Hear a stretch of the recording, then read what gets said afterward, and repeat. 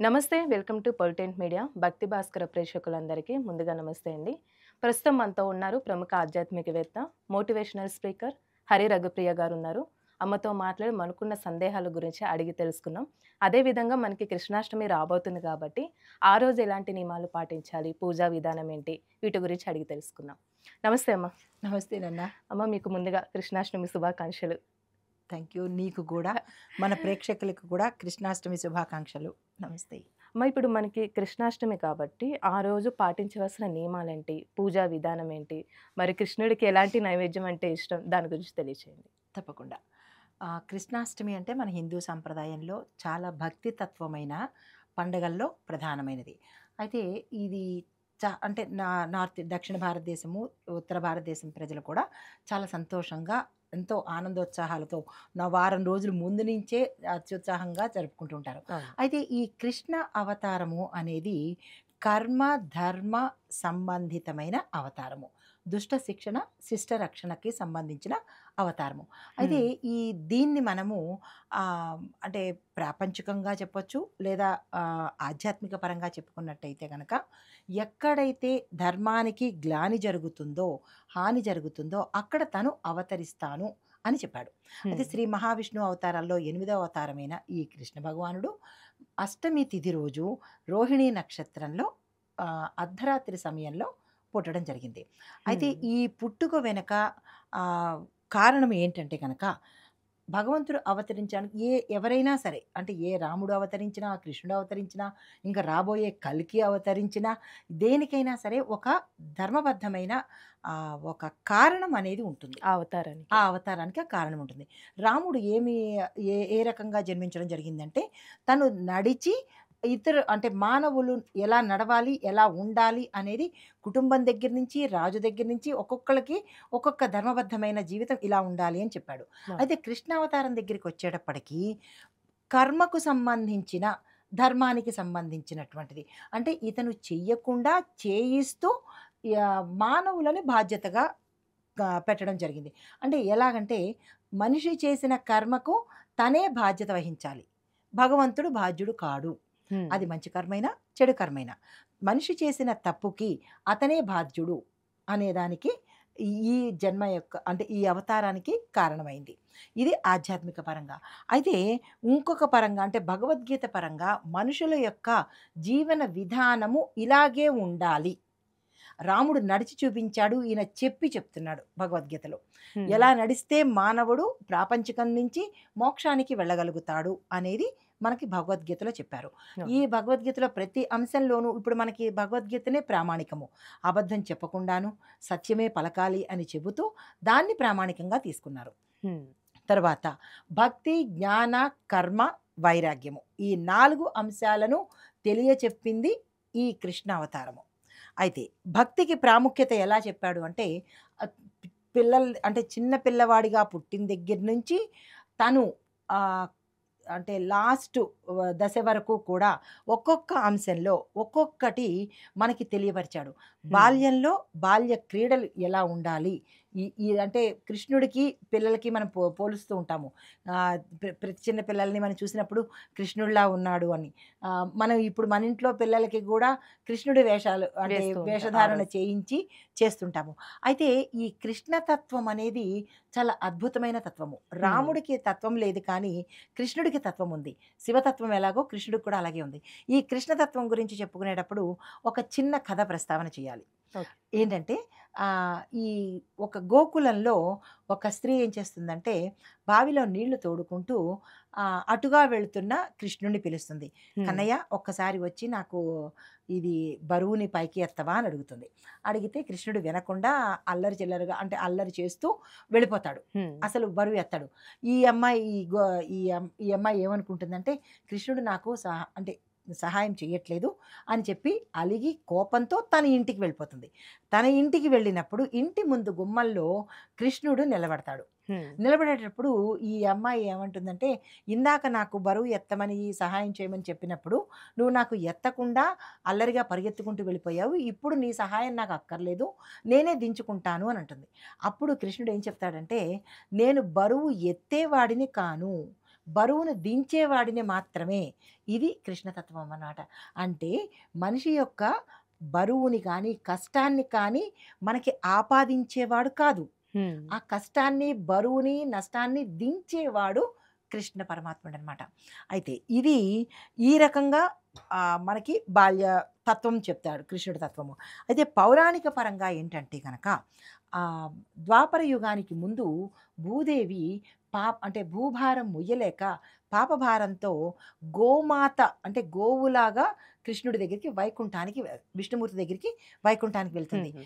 నాథ, భూలోకంలో పాపం ఎక్కువైపోయింది, రాక్షసులు ఎక్కువైపోయారు, నాకు ఈ భారాన్ని తగ్గించు అని చెప్పి విష్ణుమూర్తికి మొరగపెట్టుకున్నప్పుడు ఆయన ఏమంటాడంటే, నేను నా అవతారాలలో 8వ అవతారమైనటువంటి కృష్ణ భగవానుడిగా నేను భూలోకంలో అవతరించి ధర్మ రక్షించి అధర్మాన్ని రూపుమాపుతూ శిష్టులను కాపాడుతూ హ్మ్. భక్తులను కాపాడుకుంటూ నీ భారాన్ని తగ్గిస్తాను. ఆయన తత్వం ఏంటి? భారాన్ని భారాన్ని తగ్గించడమే కదా! అలాగా భూదేవికి మాట ఇచ్చి అతను ఆ ప్రకారంగా భూదేవికి మాట ఇచ్చినప్పుడు మరి ఇక్కడ ద్వాపర యుగంలో ఎవరు అధర్ములు అంటే కంసుడు, ఇతని మేనమామ. హ్మ్. కంసుడు అధర్మం ఎక్కువైపోతున్నప్పుడు ఆ సమయంలో దేవకీ వసుదేవులకు ఇతను అష్టమ గర్భంలో పుట్టాడు. అయితే ఈ కృష్ణుడి పుట్టుక అందరికీ తెలిసిందే కదా! దానికి మళ్ళా ప్రత్యేకంగా మనము అంటే చెప్పుకోవడానికి చెప్పుకుందాము. ఆ చెరసాలలో పుట్టడము, ఆ చెరసాల నుంచి తల్లిదండ్రులకి దూరం అవ్వడము, దూరం అవుదా? దీని వెనకాల ఆంతర్యం కర్మ కూడా ఉంది. అది కూడా చెప్తాను. అయితే ఆ చెరసాలలో పుట్టడము, వసుదేవుడు వెళ్ళి అక్కడ దేవకి నందనులకి ఈ పిల్లవాడిని హ్మ్. అక్కడ చేర్చడము. తర్వాత అంటే అక్కడికి చేరడంలో గల ఆంతర్యం ఏంటి? రామావతారంలో కౌసల్యాదేవి రాముడిని ఎడబాసింది కదా కొడుకుగా. హ్మ్. అవునండి. దూరమయ్యాడు కదా! 14 ఏళ్ళు వనవాసం అయినప్పుడు. కైక పెట్టిన శాపమే అంటే కైక పెట్టిన వరం వల్ల అక్కడ కౌసల్యా తల్లికి దూరమైనందుకు ఇక్కడ కైక ఆహ్, దేవకీదేవిగా పుట్టిందనమాట. హ్మ్. అక్కడ ఆ తల్లికి 14 ఏళ్ళు దూరం చేసినందుకు గాను ఇక్కడ ఈ అవతారంలో దేవకీదేవికి ఈయన 14 ఏళ్ళు దూరమయ్యాడనమాట. అంటే కర్మను తను అనుభవిస్తూ మానవులకి కర్మ అనుభవించే రీతిని బోధించాడనమాట. కర్మతత్వాన్ని చాలా సులువుగా అర్థమయ్యే రీతిలో చెప్పాడు. తరువాత రాక్షసులను సంహారం చేసుకుంటూ పాండవులను రక్షిస్తూ అక్కడ పాండవులు ఎవరు? శిష్టులు. హ్మ్. కౌరవులు ఎవరు? దుష్టులు.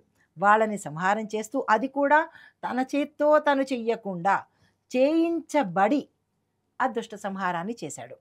తరువాత ఇంకొకటి మనకి ఇక్కడ కృష్ణాష్టమి జరుపుకునే అంటే విధి విధానంలో ఉట్టి కొట్టే ప్రాముఖ్యత కూడా ఉంది తెలుసా? అవును. ప్రత్యేకంగా ఆ రోజు కొడుతూ ఆ ఉంటారు. రోజే ఎందుకం ఉట్టి కొడతారు. ఎందుకు ఉట్టి కొడతారు అంటే గనక, ఉట్టి అనేదాన్ని ఆధ్యాత్మికం వైపు చెప్తే ఒక తత్వం ఉంది. ప్రాపంచికంగా చెప్పినట్టయితే కనుక, ఈ ఉట్టి కొట్టడం అనేది ఒక బాల క్రీడ లాంటిది. హ్మ్. చిన్నతనంలో కృష్ణుడు అందరిళ్ళల్లోనూ ఉట్టి ఎక్కి అంటే అందరూను ఇలా పిరమిడ్ లాగా తయారయ్యి, వాళ్ళందరి మీద వీపు మీద ఎక్కి, ఆ ఉట్టిలో ఉన్న వెన్నెను వెన్నను, వేసుకున్నారు. పాలను దొంగిలించేవాడు. అంటే అక్కడ దొంగిలించాడు అని దొంగగా ముద్ర వేశారు. హ్మ్. కానీ కృష్ణుడు దొంగిలించలేదు. ఎవరింటికైతే వెళ్ళి ఆ పాలు, మీగడ తీసుకున్నారో వాళ్ళ కర్మను తీసుకున్నాడే తప్ప ఆయనకి పాలకి కొదవా? లేకపోతే మీగడకి కొదవా? లేదు. కానీ ఏమని లోకోక్తి? పాలు, మీగడ, వెన్న దొంగతనం చేశాడు అన్నారు. అక్కడ హ్మ్. దొంగతనం చేసినవి ప్రాపంచిక వస్తువులు కాదు. ఆ కుటుంబం వారి యొక్క కర్మను కర్మ ఫలం. దొంగతనం చేశాడు. అంటే కర్మను తీసేశాడన్నమాట. ఆ ప్రాతిపదికన ఆ ఉత్సవాన్ని ఇక్కడ ఏం చేశారంటే ఉట్టి కొట్టే ఉత్సవంగాను ఏర్పాటు చేసుకున్నాము. దాంతో అందరము ఇన్వాల్వ్ అవుతాము. ఆ ఉట్టి కొట్టే సంబరం అంటే ప్రతి పిల్లలు, ఒక్కళ్ళు పెద్దలు మొత్తం పిల్లలు, ఏకమైపోతూ పెద్దలు ఉంటారు. అందరూ కేరింతలతో ఆడతారనమాట. అయితే ఈ కొట్టే సంబరంలో ఇంకొకటి గూడా ఉంది. ఏంటంటే ప్రతి ఒక్కళ్ళు కుల, మత, వయస్సు ఏది భేదం లేకుండా అందరూ ఇన్వాల్వ్ అవుతారు. అంటే అందరూ సమానమే అని చెప్పే భేదం అంటే ఎవరు ఎక్కువ కాదు, ఎవరు తక్కువ కాదు అని చెబుతూ మానవులంతా సమానమే అని చెప్పకనే చెప్పిన తత్వము కృష్ణ తత్వము. అయితే ఇప్పుడు కృష్ణాష్టమి అనంగానే చిన్న ఆ! పిల్లలకి కృష్ణుడు వేషాలు వేస్తూ ఉంటారు. అవును. ప్రత్యేకంగా పాదాలంటూ వేస్తూ ఉంటారు. హ్మ్. అసలు పాదాల వెనుకున్న కథ ఏంటి? అయితే ఈ పాదాల వెనక కథ ద్వాపర యుగం తర్వాత అంటే 1800 ఇంచుమించుగా 12, 18 ఆ సంవత్సరంలో మనకి ఉత్తరాదిన ఒక పురాతనమైన దేవాలయం ఉంది. హ్మ్. ఆ దేవాలయంలో ఇప్పటికీ కూడా అప్పటి నుంచి ఇప్పటికీ కూడా రాత్రి సమయంలో కృష్ణుడు వస్తాడు అనేది రుజువయింది. అక్కడ ఈ పురోహితులు ఏం చేస్తారంటే పూజారులు ఆహ్, కుండలో ఎప్పటికప్పుడు ఏ రోజుకి ఆ రోజు కొత్త కుండ. కుండలో పాలు, వెన్న, నెయ్యి, మీగడ అక్కడ పెట్టేసి వాళ్ళు గుడి వెనకాల అదే తలుపులు వేసేసిన తర్వాత వెనకాల ఉండి చూస్తారట. కృష్ణుడు ఎప్పుడు వస్తాడు? ఎలా తింటాడు అని. హ్మ్. అయితే కొన్ని రోజుల పాటు ఎవరికీ కనపడలేదు కానీ, తెల్లవారి తర్వాత ఒకే ఒక్క పూజారి గారికి ఆయన స్వామివారి దర్శనము తలుపు రంధ్రాల గుండా కనపడిందనమాట. ఆహా! అయితే తెల్లారి తలుపులు తీసిన తర్వాత చూసినట్టయితే గనక పాలకుండ పగలకుండా ఒలికి ఉండి, పాలు ఒలికి మిగతా పదార్థాలు సగం సగం తినబడ్డాయన్నమాట. ఆ పాలల్లో స్వామివారి యొక్క అచ్చులు కనబడ్డాయి. హ్మ్. పాదపు అచ్చులు. ఆ అచ్చులు ఆనాటి నుంచి మనము కృష్ణుడు పాదాలుగా వేసుకొని మన ఇంటికి కూడా అంటే దేవాలయానికి అక్కడికి వచ్చి ఎలాగ ప్రసాదంగా స్వీకరించాడో మన ఇంట్లో కూడా వచ్చి తీసుకుంటాడు అని మన పెద్దల నుంచి ఈ ఆచారం వచ్చిందనమాట. బియ్యపిండి తడిపి దాన్ని దూదితో ముంచి పాదాలు వేసి దాన్ని అలంకారం ఇంకా చేస్తామన్నమాట. పిల్లలతో గూడా నడిపిస్తూ ఉంటారు. నడిపిస్తుంటారు. పిల్లలు లేని వాళ్ళు మరి ఏం చేస్తారు? చంటి పిల్లలు లేని వాళ్ళు ఇలాగా బియ్యపిండితో పాదాలు హ్మ్. వేసి, ఆ భావన కృష్ణుడు మా ఇంటికి గూడా వచ్చాడు అన్న భావన పొందుతారు. పాదాల వెనక ఇంత కథ ఉందనమాట. అయితే ఇప్పుడు కృష్ణాష్టమి కొంతమంది 2 ఆ! రోజులు జరుపుకుంటూ ఉంటారు. అంటే అవును. వైష్ణవులుంటారు, కొంతమంది వేరే వాళ్ళు. హ్మ్. అసలు ఒక్క రోజుందా? మనకి 2 రోజులుందా కృష్ణాష్టమి అనేది? 2 రోజులు కాదిక్కడ 2 సార్లు. 2 సార్లు. 2 సార్లు. ఆహా! గుజరాతీ వాళ్ళు, నార్త్ సైడ్ వాళ్ళు ఒకరోజు జరుపుకుంటారు. వాళ్ళు దాన్ని గోకులాష్టమి, రాధాష్టమి, కృష్ణాష్టమి అని చెప్పుకుంటారు. అలా పిలుచుకుంటారు వాళ్ళు. అయితే మనమేం చేస్తాము, కృష్ణాష్టమిని మాత్రమే మనము పండగగా జరుపుకుంటాము. అది ఒక సమయము అంటే వాళ్ళు స్మార్తపరంగా వాళ్ళు జరుపుకుంటారు. మనం ఇక్కడేంటంటే మన వైష్ణవ ప్రకారంగా మనం జరుపుకుంటాము. ఇప్పుడు 2 రోజులు కాకుండా 2 సార్లు అవుతుంది. అయితే ఎప్పుడు జరుపుకోవాలి అంటే గనక అష్టమి తిథి ఉండి, రేవతి నక్షత్రము కలిసిన సమయంలో మనం జరుపుకుంటాము. హ్మ్. అందులోనూ రాత్రి సమయం మాత్రమే మనం కృష్ణాష్టమి జరుపుకుంటాము. ఎందుకు? కృష్ణుడు పుట్టింది రాత్రి సమయంలో కాబట్టి. అయితే మరి పగలంతా ఏం చేయాలి అంటే గనక, పగలంతా జాగరణ అంటే ఐ మీన్ ఉపవాసం హ్మ్. ఉంటూ, రాత్రి సమయంలో పూజ చేసుకొని, మీరు ఉట్లు కొట్టే ఉత్సవం కూడా రాత్రి సమయంలోనే ఉంటుంది. అవును. 8, 9 ఆ సమయంలో ఉంటుందనమాట. పగలంతా ఇలా స్వామివారి యొక్క భజనలు, సత్సంగాలు, కీర్తనలు, తాలూకా అష్టోత్తరాలు ఇలాగా భక్తులు ఇంట్లో కుటుంబం అంతా సంతోషంగా ఆయనకిష్టమైన నైవేద్యాలు పెట్టుకుంటూ, వండుకుంటూ ఇక్కడ నైవేద్యాల దగ్గరికొచ్చేటప్పటికి ఒక విషయం చెప్పాలి. నైవేద్యము స్వయంగా మనం చేసుకున్న మన చేత్తో చేసిన నైవేద్యాలే పెట్టాలి.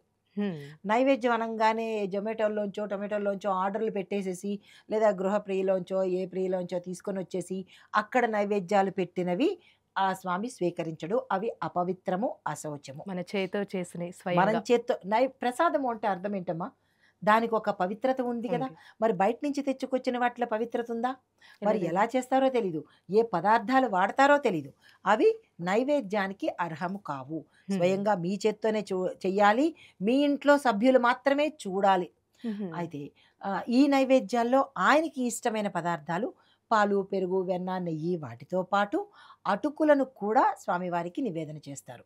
అటుకులు ముఖ్యం గదా! అటుకులు చాలా ఇష్టమైనవవి. ఆ అటుకులలో స్నేహబంధం కనబడుతుంది. పాలల్లో తల్లి బంధం కనబడుతుంది. హ్మ్. పెరుగు, వెన్న, నెయ్యిలో ఆత్మీయ బంధం కనబడుతుంది. ఈ పదార్థాల వెనక కూడా కొన్ని కొన్ని ఆచారాలున్నాయి. కొన్ని కొన్ని ధర్మాలు కూడా వెనకాల ఉన్నాయి. ఈ పాల సంబంధిత అంశాలు అంటే పదార్థాలు మనం నైవేద్యంగా పెడితే ఆ ఇంట అష్టైశ్వర్యాలు, శ్రేయస్సు, సౌభాగ్యము, శాంతి నెలకొంటాయి అన్న ఉద్దేశంతో స్వామివారికి ఇష్టంతో ఇవి మనం నివేదన చేస్తామనమాట. అయితే అమ్మ ఇప్పుడు కొంతమందికి సంతాన సమస్యలు ఉంటూ ఉంటాయి. ఉంటుంది. అయితే ఆ రోజు కృష్ణాష్టమి రోజు కృష్ణుడికి ప్రత్యేకంగా చేస్తే మళ్ళీ హ్మ్. వచ్చే సంవత్సరం కల్లా చిన్న కృష్ణుడు ఇంటికొస్తారని ఒక వస్తాడు అని. మాట ఉంది. అవును. అసలు ఏ విధంగా చేసుకోవాలంటారు? ఒకవేళ పిల్లలు లేని వాళ్ళుంటే? తప్పకుండా. అయితే మనకి సంతాన గోపాలము అనే ఒక దేవాలయం ఉంది. ఆ దేవాలయానికి వెళ్ళలేని వాళ్ళు సంతాన గోపాల స్వామి వారి యొక్క అష్టోత్తరనామ పారాయణ చేసుకొని ముందు రోజు ఏం చేస్తారంటే స్వామివారికి ఉయ్యాల ఏర్పాటు చేసుకోవాలి. హ్మ్. ఇంట్లోనే చిన్న ఉయ్యాల చెక్కది కావచ్చు, వాళ్ళ దాన్ని బట్టి ఉయ్యాల ఏర్పాటు చేసుకుని ఆ సంతానం కావాలి అని అనుకున్న స్త్రీలు ఆ ఉయ్యాలని శుభ్రంగా అలంకరించి బాలకృష్ణుడు అని చిన్న కృష్ణుడు పాకే కృష్ణుడు బొమ్మ ఉంటుంది. ఆ బొమ్మ తీసుకొచ్చి పట్టు పీతాంబరాలతో పువ్వులతో ఆకులతో మంచిగా అలంకరి ప్లాస్టిక్ మాత్రం కాదు, హ్మ్. శక్తి ఉన్నవాళ్ళు ముత్యాలతోనూ లేదా పూసలతోనూ సర్వాంగ సుందరంగా ఆ ఉయ్యాలను అలంకరించి స్వామివారి ఆ బొమ్మను తీసుకొచ్చి అందులో పెట్టి ఎవరైతే సంతానం కోరుకుంటున్నారో ఆ సంతానం కోరుకున్న స్త్రీ జాగరణ ఉండి ఉపవాసం ఉండి ఆ ఆ స్త్రీ మాత్రమే ఆ ఉయ్యాలని ఊపాలి. కృష్ణుడి సంబంధించిన పాటలు పాడుతూ అష్టోత్తర పారాయణ చేసుకుంటూ తన సంకల్పాన్ని చెప్పుకొని హ్మ్. వచ్చే ఏటి కృష్ణాష్టమికి నా కడుపు నిండాలి అన్న సంకల్పం చెప్పుకొని ఆ అమ్మాయి కనుక ఉయ్యాల లాగుతూ చేసినట్టయితే కనుక తప్పకుండా జరిగే అవకాశాలున్నాయి. ఇది ప్రత్యేకంగా ఈ కృష్ణాష్టమిని జరుపుకునేది కూడా ఈ సంతానం లేని వారే ఎక్కువగా ముచ్చటగా జరుపుకుంటారు. హ్మ్. ఇంకొకటి కూడా ఏం చేస్తారంటే ఆ సంతానం కలగని వాళ్ళకి సంతానం కలిగిన వాళ్ళు ఉయ్యాలను కృష్ణుడిని బహుమతిగా ఇస్తారు. హుహు. ఈ అల్ సంవత్సరం చేసుకుంటే నెక్స్ట్ ఇయర్ నెక్స్ట్ ఇయర్ ఒకవేళ పిల్లలు పుడితే. మన ఇప్పుడు సపోజ్ మన ఇంట్లో తెలిసిన వాళ్ళు మన చుట్టాలు కావచ్చు ఫ్రెండ్స్ కావచ్చు వాళ్ళు కన్జీవ్ అవ్వడానికి అని చెప్పి అంటే సంతానం కోరుతున్నారు అని మనకి తెలిసినప్పుడు వాళ్ళకి మనం ఇచ్చే గిఫ్ట్ ఏంటంటే బహుమతిగా ఉయ్యాలతో ఉన్న కృష్ణుణ్ణి హ్మ్. ఇచ్చినట్టయితే కనుక ఆ, అది ఒక సెంటిమెంట్ అన్నమాట. అంతే. నెక్స్ట్ ఇయర్ కల్లా వాళ్ళు శుభవార్త చెప్తారు, సంతానవతులు అవుతారు అనేది దీని ఆంతర్యం కూడా ఇదే. సంతాన గోపాలుని పూజ చేసినట్టయితే కనుక తప్పకుండా వాళ్ళకి సంతానం కలిగే అవకాశం ఉంటుంది. కానీ ఉపవాసం ఉండాలి, సంకల్పం చెప్పుకోవాలి, జాగరణ చెయ్యాలి, ఆ స్త్రీయే ఆ ఉయ్యాలను ఊపాలన్నమాట. అయితే ఆ రోజు ఏమైనా ప్రత్యేకంగా దానం అంటూ అలాంటివి ఉన్నాయేమో? దానము అలాంటివి ఏం లేదా? దానాలు అంటే ఏమీ ఏదైనా అక్కర్లేదు. కృష్ణుడి గుళ్ళో మనం ఇయ్యాలి అనుకున్నా. మన సొంతంగా అంటే అందరూ కూడా సంతానం హ్మ్. కావాల్సిన వాళ్ళు సంతానం ఉన్నవాళ్ళు కూడా ప్రతి ఒక్కళ్ళు కూడా పాలు పెరుగు వెన్న నెయ్యి ఈ పాల సంబంధిత పదార్థాలను దానంగా ఇచ్చినట్టయితే కృష్ణుడి గుళ్ళోనే ఎలాగా మనం గుడికి వెళ్తాం కాబట్టి అక్కడ దానంగా ఇచ్చుకోవచ్చు. మరీ ప్రత్యేకించి ఎవరైతే ఐశ్వర్యాన్ని కోరుకుంటారో వారు అటుకులను దానంగా ఇచ్చినట్టయితే ధన సంబంధిత ఇబ్బందులు పోవడము, తర్వాత ఐశ్వర్యం కలగడము జరిగే అవకాశాలు కనబడుతుంటుంది అనమాట. అంటే ధనప్రదాత కూడా శ్రీ మహావిష్ణువే. అమ్మ ఇప్పుడు కృష్ణుడికి కుంతీదేవి అసలు ఏ విధంగా మేనత్తవుతుంది? అయితే మనకి ఎలాగైతే చుట్టరికాలు ఉన్నాయో భగవంతుల్లో కూడా చుట్టరికాలు ఉన్నాయి. వాళ్ళకి కూడా వంశవృక్షం అనేది ఉంది. అయితే హ్మ్. సూరసేన మహారాజు యాదవ వంశానికి ఈయన యాదవ కులంలో పుట్టాడు కదా! అయితే యాక్చువల్‌గా అయితే ఈయన యాదవ కులంలో పుట్టలేదు. హ్మ్. యాదవ ఇంట పెరిగాడు. పెరిగారు. పెరిగాడు.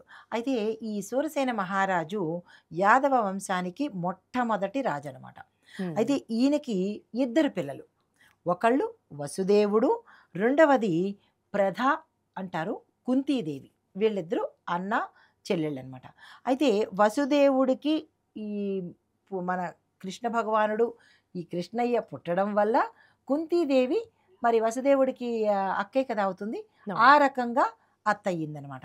అయితే మరొకటేంటంటే ఈ బంధం ఎలా ఏర్పడిందంటే మనకి తండ్రి తరపు అక్క కానీ చెల్లి కానీ ఏమవుతారు మేనత్త అత్త అవుతుంది. హ్మ్. అయితే ఆ రకంగా మనకి కృష్ణుడికి కుంతీదేవి అత్త వరస అయిందనమాట. ఇది మనలో ఎలా బంధుత్వాలు ఉన్నాయో వాళ్ళలో కూడా భగవంతుడు. బంధుత్వాలు ఉన్నాయి. హ్మ్. ఉమ్, అయితే అమ్మ ఇప్పుడు రాధాకృష్ణుని కథ అనేది నిజమేనా? ఉమ్, ఎందుకంటే కొన్ని కొన్ని పురాణాల్లో లేవు అని అంటున్నారు రాధ గురించి. yes. అసలు నిజంగా దాని గురించి మనం తెలుసుకోవాలి ఈరోజు. కరెక్టే. మనకి పురాణాల్లోనూ వేదాల్లోనూ ఋషులు ఎక్కడ రాధ అనే ఒక ఆమ్, రూపాన్ని ఎక్కడ ప్రస్తావించలేదు. హ్మ్. అయితే రాధ అనేది మనకి ఇప్పుడు గత కొంతకాలంగా కొంతమంది అంటే 12వ శతాబ్దము 18వ శతాబ్దము ఈ మధ్యలో కవులు రాసినటువంటి కల్పన కల్పన కల్పన పాత్ర. తాలూకా ఆకారమే తప్ప రాధ అనేది లేదు. యాక్చువల్గా రాధ అనేది ఏంటంటే కృష్ణుడి యొక్క అంతర్యము, కృష్ణుడి యొక్క అంతర్లీనంగా ఉండే ఒక భావన రాధ, హ్మ్. ప్రేమైక భావన రాధ అనమాట. అదే ఇప్పుడు మనిషికి కూడా ఆత్మ శరీరము ఎలాగైతే ఉందో కృష్ణుడి యొక్క ఆత్మనే రాధ. కాబట్టి ఇది వేరు అది వేరు అనేది కాదు. అది పురాణాల్లో రాధ అనే ప్రస్తావన జరగలేదు, రాలేదంట. ఎక్కడ ప్రస్తావించబడలేదు. అదే రాధ అనేది ఊహారూపం మాత్రమే తప్ప రాధ అనే క్యారెక్టర్ ఎక్కడ మనకి ప్రస్తావించబడలేదు. అయితే ఈ గోకులంలో మిగతా గోపికలు ఉన్నారు కానీ మనకి చూసినటువంటి శాస్త్రాల్లో కానీ లేదా పురాణాల్లో కానీ గోపికలైతే ప్రస్తావించబడ్డారు కానీ రాధ రూపం అనేది లేదు. అయితే ఈ గోపికలతో ఈయన ఏంటి గోకుల ఆటలు ఆడారు అని అన్నారు కానీ గోపికలతో ఆడారే కానీ రాధతో ఎక్కడ ఆడినట్టు రుజువులు కనపడలేదు. అంటే కృష్ణుడికి అంతమంది భార్యలని అంటూ ఉంటారు కదమ్మా. అసలు భార్యలు కాదు, దానికి కూడా ఒక చిన్న కథ ఉంది అని, దాని గురించి కూడా ఒకసారి తెలుసుకుందాం. తప్పకుండా. అయితే కృష్ణుడికి భార్య, ఈ బంధాలు ఇవన్నీ ఏంటంటే ఈ 16,000 గోపికలు లేదా అంటే ఇదంతా భార్యలని. అష్టభార్యలు అవన్నీ లేదు. కానీ ఈ గత జన్మలో అనగా గత అవతారంలో రాముడుగా ఉన్నప్పుడు ఈ ఋషులందరూ రాముణ్ణి అడిగారు. మేము మీకు అత్యంత సన్నిహితంగా ఉండాలి అని అనుకుంటున్నాము రామా, మీకు భార్యలుగా సీతమ్మ వారి కాకుండా మీకు భార్యలుగా మేము ఉండాలి అని అనుకుంటున్నాము. కానీ మేము ఋషులమైపోయాము, మేము సన్యాసం తీసుకున్నాము. మా కోరిక అంటే ఎప్పుడూ నీ చుట్టూ తిరుగుతూ నీతో మమైకమై ఉండాలి అన్న మా కోరిక ఎప్పుడు తీరుతుంది అని అన్నప్పుడు రాముడు ఏం చెప్పాడంటే, రామాయణంలో ఈ రామావతారంలో నేను ఏకపత్ని వ్రతుణ్ణి, పరస్త్రీని నేను తాకకూడదు. కాబట్టి కృష్ణావతారంలో మీరందరూ గోపికలుగా పుట్టి మీ యొక్క కోరికను నేను మీకు తీరుస్తాను అని చెప్పి వరం ఇవ్వడం వల్ల ఈ ద్వాపర యుగంలో కృష్ణావతారంలో ఆ ఋషులందరూ ఈయనకి గోపికలుగా పుట్టారు. అయితే ఈ విషయంలో కూడా చాలామంది వక్రీకరించి రకరకాలుగా రతి క్రీడలు ఆడారని, ఒక్కొక్కళ్ళ ఇంటికి వెళ్ళాడని వాళ్ళు ఇష్టం వచ్చినట్టు వాళ్ళు చెప్పుకున్నారు. కానీ కల్పిత కథలు చాలా ఎక్కువ వస్తున్నాయి. ఆ కథలనే భావన చేసుకుని కృష్ణుడికి అంతమంది భార్యలు, అంతమంది గోపికలు, ఇంతమందితో తిరిగాడు అన్నట్టుగా ఆయన్ని ఒక రకంగా చిత్రీకరించారు. ఆయన ఒకటే రూపము, వీళ్ళందరూ తమతో ఉన్నారు అని భావన చేస్తున్నారు. ఇప్పుడు మనం కూడా ఒక చిన్న ఉదాహరణ చెప్తాను.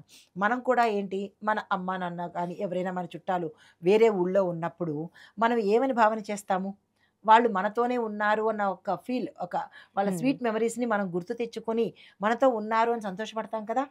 అలాగే ఈ ఋషులు కూడా గోపికల అవతారం ఎత్తినప్పుడు కృష్ణుడు నాతోనే ఉన్నాడు అని ప్రతి ఒక్క గోపిక కృష్ణుణ్ణి ప్రేమతత్వంతో తనలో ఇముడ్చుకున్నది. కృష్ణుడు ఈజ్ ఈక్వల్ టు ప్రేమతత్వం కదా. అంతే, ప్రేమనే చెప్పాడు, ప్రేమనే ఇచ్చాడు, ప్రేమనే పంచాడు కూడా. ప్రేమ అంటే ఇంకో ప్రేమలోకి వెళ్ళిపోతారేమో, ఇక్కడ మనకి ప్రతిదీ ఏ మాట మాట్లాడాలన్నా ద్వంద్వంకి వెళ్ళిపోతుంది. ప్రేమ తత్వం వేరు, ఇప్పుడు ఉన్న ఈ వైకల్యం ప్రేమ వేరు. అయితే ప్రేమ తత్వాన్ని బోధించాడు. ఈ ప్రేమతత్వంతో ఇప్పుడు ఒక విషయం చెప్పాలి.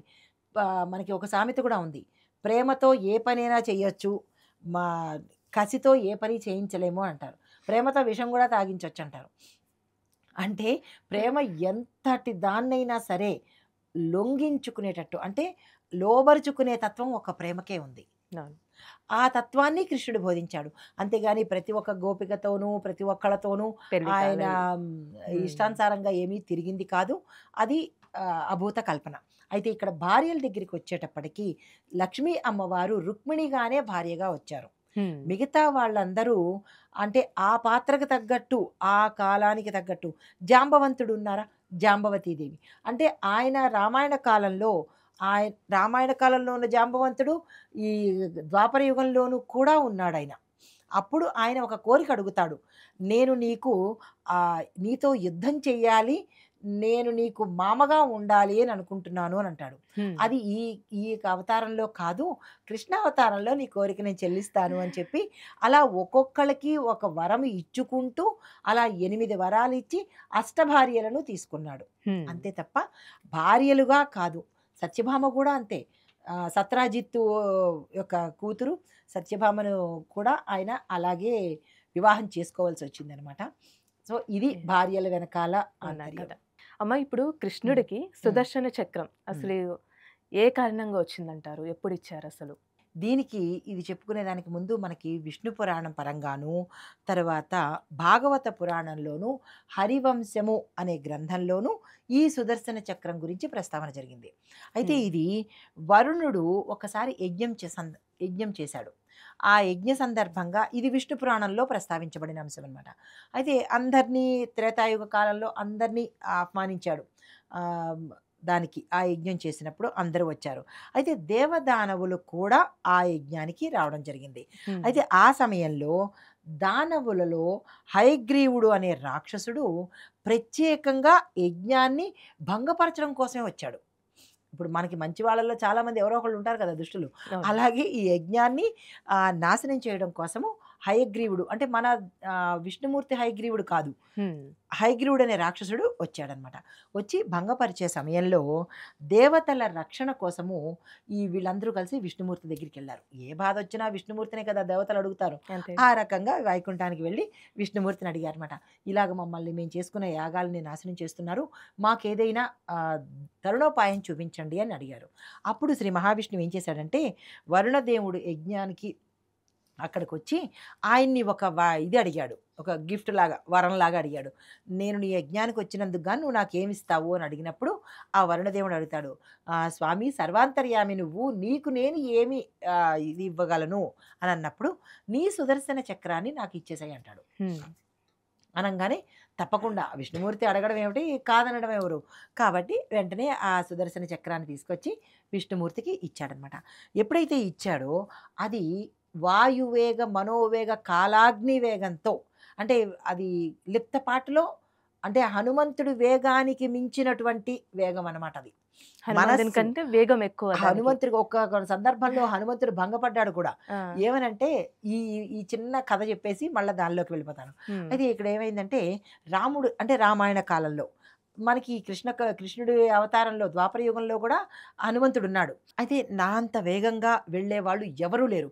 హ్మ్. గాలిని మించిన వేగంతో నేను వెళ్ళగలుగుతాను అని చిన్న గర్వం వచ్చింది ఆయనకి. అంటే గర్వాన్ని అణచడం కదా భగవంతుడి పని. అది ఏం చేశాడు, ఈ విషయము కృష్ణుడికి తెలిసింది. హ్మ్. తెలిసినప్పుడు వెంటనే సభకు పిలిచి నాయనా హనుమంత, నీవు ఏం చేస్తావంటే నా ఇది సుదర్శన చక్రాన్ని నేను ఒక చోట మర్చిపోయి వచ్చాను, దాన్ని వెంటనే తీసుకురా అని చెప్తాడు. అదెంత భాగ్యము, క్షణంలో వెళ్ళి తెచ్చేస్తాను. ఆ లంకనే దాటినప్పుడు ఆ కాలంలో సుదర్శన చక్రాన్ని తీసుకురాలేనా అని చెప్పి ఏం చేస్తాడంటే వెళ్తాడు. తక్షణమే వెళ్ళి ఆ ఉన్న ప్లేస్‌కి అంటే ఆయన వైకుంఠానికి వెళ్ళి ఆ సుదర్శన చక్రం తెచ్చేయడానికి వెళ్ళే లోపలే ఆ సుదర్శన చక్రం వచ్చి కృష్ణుడి ద్వారం ముందు నిలబడింది. ఆ! ఈయన అక్కడికి వెళ్ళాడు. కనబడలేదు. మళ్ళా వెంటనే ఉత్తి చేతులతో వచ్చానని అనుకుని వచ్చి ఇగ కృష్ణుడి ముందు నిలబడతాడు. నేను వెళ్ళి తీసుకురాలేకపోయాను. నేను వెళ్ళే సమయానికి అక్కడ సుదర్శన చక్రం కనపడలేదంటాడు. అప్పుడు ఈ సుదర్శన చక్రం చెప్తుందనమాట. హ్మ్. నీకన్నా ముందే నేనొచ్చేసాను. స్వామివారి ద్వారంలో నిలబడి ఉన్నాను అంటే, అప్పుడు కృష్ణుడొచ్చి చెప్తాడనమాట.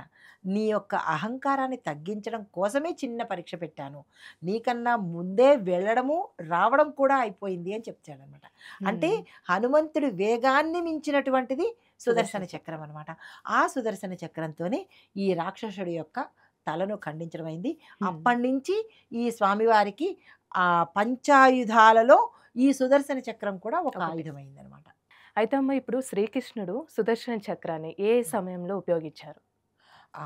అయితే అప్పుడు ఆ రాక్షసుడిని చంపిన సందర్భంలో కాకుండా మళ్ళా భాగవతంలో మనకి భాగవత పురాణంలో ఇదొక విశేషంగా చెప్పడం జరిగింది. ఎక్కడెక్కడంటే శిశుపాల వధలో. శిశుపాలుడు అంటే అందరికీ తెలిసిందే గదా! 100 తప్పులు హ్మ్. చేసే వరకు నిన్ను నేను భరిస్తాను. భరిస్తా. మేనల్లుడు గదా! 100 తప్పులు చేసే వరకు నిన్ను భరిస్తాను. 100వ తప్పుకు మాత్రము శిరశ్ఛేదం చేస్తాను అని చెప్పి అత్తకు మాటిచ్చినప్పుడు 99 తప్పులు అయిపోయిన తర్వాత 100వ దానికి అప్పుడు ఈ సుదర్శన చక్రాన్ని వాడడం జరిగింది. ఆ సందర్భంలో. హ్మ్. మరి ఒక సందర్భం ఎక్కడంటే బాణాసురుడితో యుద్ధం చేస్తాడు. ఆ యుద్ధం చేసినప్పుడు కూడా ఈ సుదర్శన చక్రాన్ని వాడడం జరిగింది. మరి ఒక సందర్భం ఎక్కడంటే ద్రౌపది రక్షణలోనూ ఈ సుదర్శన చక్రాన్ని వాడడం జరిగింది. ఉపయోగించారు. తర్వాత ఇంకొక సందర్భం అంటే 4 సందర్భాల్లో మాత్రమే ఈ సుదర్శన చక్రాన్ని వాడడం జరిగింది.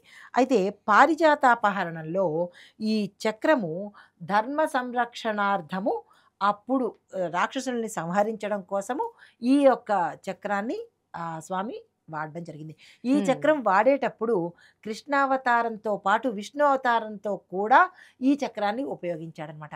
విశేషమైన అంటే ద్వంద్వావతారాలు ఒకేసారి చూపించడం జరిగింది ఈ సుదర్శన చక్రం వాడినప్పుడనమాట. ఇన్ని సందర్భాల్లో ఉపయోగించారు ఉపయోగించారు. శ్రీకృష్ణుడైతే. అమ్మ ఇప్పుడు మనకి కృష్ణుడు అనంగానే మనకి హ్మ్. వెంటనే గుర్తొచ్చేది ఆయన చూపించే ప్రేమ, హ్మ్. ఇంకా అల్లరి. హ్మ్. ఇదంతా మనం చూస్తూనే ఉన్నాం. విన్న కథలు గూడా ఉన్నాయి. హ్మ్. కృష్ణుడు బాధపడిన సమయం ఏదైనా ఉందా? ఆయన బాధలు చెప్పాలంటే? చాలా. ఒక్క బాధ ఏమిటి పాపం ఆయనకి. కృష్ణుడి నవ్వు వెనకాల చాలా బాధలున్నాయి. ఆయన పుట్టుక దగ్గర నుంచి ఆయన అవతారం చాలించే వరకు అంటే చాలామంది చనిపోవడము ఇలాగ అంటూ ఉంటారు. కృష్ణుడు చనిపోవడం కాదు. ఏ అవతారము చనిపోదు. చాలించబడుతుంది. మనిషి అయితే చనిపోతాడు. లేదా ఇంకొక యోని నుంచి పుట్టిన వాళ్ళెవరైనా అయితే చనిపోవడం జరుగుతుంది. కానీ కృష్ణుడు అవతారము. రాముడు కూడా అవతారమే. ఓకే. చాలామంది వేలం వెరిగా ఏమంటున్నారంటే తెలిసి తెలియకుండా రాముడు చనిపోయాడు. ఆయన హ్మ్. చనిపోయినట్టు ఎక్కడైనా దాఖలా ఉందా? అవతారం చాలించేటప్పుడు సరయూ నదిలో వెళ్ళి అక్కడి నుంచి అంతర్ధానమయ్యాడే కానీ ఎక్కడా చనిపోయినట్టు లేదు. లేదు. ఈ కృష్ణుడు కూడా తన చివరి దశలో శాపం తీసుకొని అవతారాన్ని చాలించాడు. ఏ విధంగా? ఒక బోయవాడు వచ్చి కాలికి ఆహ్, బాణం గుచ్చడము. ఈ కాలికి బాణం గుచ్చడానికి కూడా అంటే ప్రతీదీ కర్మ. కృష్ణుడు ఏం చెప్పాడు? కర్మని అది ఎవరైనా అనుభవించవలసిందే. భగవంతుడు కూడా కర్మను అనుభవించి మనకి కూడా అదే చెప్పాడు. కర్మ హ్మ్. అనుభవించాలి అని. రామాయణ కాలంలో గుర్తుందా? వాలితో యుద్ధం చేసేటప్పుడు చెట్టు చాటు నుంచి కొడతాడు అవును. కదా! అప్పుడు ఇది అధర్మ యుద్ధం కదా అని చెప్పి వాలి చనిపోతూ అడిగినప్పుడు, ఈ అవతారంలో నేను ఇది పాటించాలి కాబట్టి నేను పాటించాను. మరుసటి అవతారంలో నువ్వు బోయవాడిగా పుట్టి దీనికి కర్మను నేనప్పుడు తీసుకుంటాను అని చెప్పాడు. హ్మ్. అలాగే ఈ కృష్ణ భగవానుడు ఏం చేశాడు? అందరూ అయిపోయింది. యాదవులు చనిపోయారు. ద ద యుద్ధము అయిపోయింది. ముగిసిపోయి. కురుక్షేత్ర యుద్ధం అయిపోయింది. అందరూ ఎక్కడ వాళ్ళు అక్కడికెళ్ళిపోయారు. కానీ ఆయన ఒక్కడే చెట్టు మీద కూర్చొని కాలు మీద కాలు వేసుకున్నప్పుడు ఆయన అంటే అంతర్లీనంగా ఇదంతా గమనించుకుంటూ ఆలోచిస్తున్న సమయంలో ఆయన పాదం మీద బొటనవేలు ఒక పక్షిలాగా కనపడింది. హ్మ్. ఎప్పుడైతే పక్షిలాగా కనపడిందో ఈయన బోయవాడి రూపంలో జన్మ తీసుకున్నాడు కదా! వెంటనే పక్షి అని భ్రమించి బాణం వేసి అతనికి నొప్పి కలిగించాడు. హ్మ్. అప్పుడు అవతారాన్ని చాలించాడు కానీ కృష్ణుడు నిర్యాణం కాదు. దాన్నేమన్నారంటే దాని తర్వాత చచ్చిపోయినట్టుగాను అదేంటి ఇవన్నీ మనకి చేసినట్టు మనిషికి చేసినట్టు ఎక్కడైనా దాఖలాలున్నాయా? మరి లేదు. అలా చేస్తేనే కదా చనిపోయాడని చెప్పడానికి. అంటే అలాంటివేమి కొంతమంది జరగలేదుగా. అంటూ ఉంటారు గమ్మ. పూరి జగన్నాథ్ ఆ ఆలయంలో ఈ హ్మ్. గుండె అనేది ఇంకా ఉంది హ్మ్. అని ఒక మాటైతే వింటూ ఉంటాము. అది ఆ! ఎక్కడ పూరి ఉన్నది? జగన్నాథ అంటే చనిపోతే మరి గుండెక్కడి నుంచొచ్చింది? హ్మ్. చనిపోతే గుండె గూడా ఆగిపోవాలి కదా! అంటే అవును. కృష్ణుడు ఉన్నాడనే కదా అర్థము. అవతారాన్ని చాలించాడు కానీ, ఆయనైతే ఉన్నట్టే కదా! అవతారం చాలించినటువంటి మాత్రాన ఆ రూపం పోయినట్టు కాదు. ఓకే. అవును. అయితే దీని ప్రకారంగా ఇది కర్మఫలంగా చెప్పినట్టయితే, ఇప్పుడు మనం అనుకునేదేంటంటే, కృష్ణుడు పుట్టిన దగ్గర నుంచి ఒక్కొక్క అంశంలో చాలా బాధలు పడ్డాడు. పుట్టిన వెంటనే దూరమయ్యాడు తల్లిదండ్రులకి. అది హ్మ్. బాధ కాదా? తను పుట్టుకకు ముందు తన అన్నదమ్ములు చనిపోయారు. 7 మంది అన్నదమ్ములు అంటే అన్నదమ్ములు కావచ్చు, అక్కచెల్లెలు కావచ్చు. అష్టమ గర్భంలో పుట్టినప్పుడు ముందు 7 గర్భాలు పోయినట్టేగా. అవును. అయితే అక్కడి నుంచి బాధ మొదలైంది. తరువాత హాయిగా ఉన్నట్టు, నవ్వుతున్నట్టు కనిపించినప్పటికీ బాధలు చాలా పడ్డాడు. ఆ బాధలను, కష్టాలను నవ్వుతో తొలగించుకున్నాడు. అయితే ఆహ్, తరువాత దేహత్యాగం చేసే వరకు, అవతారం చాలించే వరకు బాల్యంలో ఉన్నప్పుడు పూతన ఆడుకుంటున్న సమయంలో పూతన రావడము, తను ఇబ్బంది పెట్టడము, పాలు తాగడము, దాన్ని చంపడము. అంటే ఆ వయసు నుంచి రాక్షసులతో యుద్ధాలు చేస్తూనే ఉన్నాడు. అంటే చెడుతో యుద్ధాలు చేస్తూనే ఉన్నాడు. తర్వాత కొంచెం యుక్త వయసు అంటే ఆడుకునే వయసు వచ్చినప్పుడు తల్లి చేత రోలుకేసి కట్టబడ్డాడు. అంటే శిక్షలు తీసుకుంటున్నాడు కదా! దండించబడ్డాడు. చెవి మెలివేయబడ్డాడు. అంటే మనిషి తీసుకునే క్రీడలు అనుకోవచ్చు, శిక్షలు అనుకోవచ్చు, కష్టాలు అనుకోవచ్చు, ఆయన తీసుకున్నాడు. యుక్త వయసుకు రాగానే శకటాసురుడని, బాణాసురుడని ఇలాగ రాక్షసులతో పోరు చేసుకుంటూ చేసుకుంటూ తరువాత తన మేనమామైన కంసుడితో కూడా యుద్ధం చేసి, అంటే ఆయన ప్రతి ఒక్క అడుగులోనూ బాధే ఉంది రాక్షసులు స్వామి. ఎదురవుతున్నారు, చంపుకుంటూ వస్తున్నారు. తల్లిదండ్రులకు దూరం అవుతున్నాడు, అన్నదమ్ములకు దూరం అయ్యాడు. ఇవన్నీ బాధలు పడుతూనే ఉన్నాడు.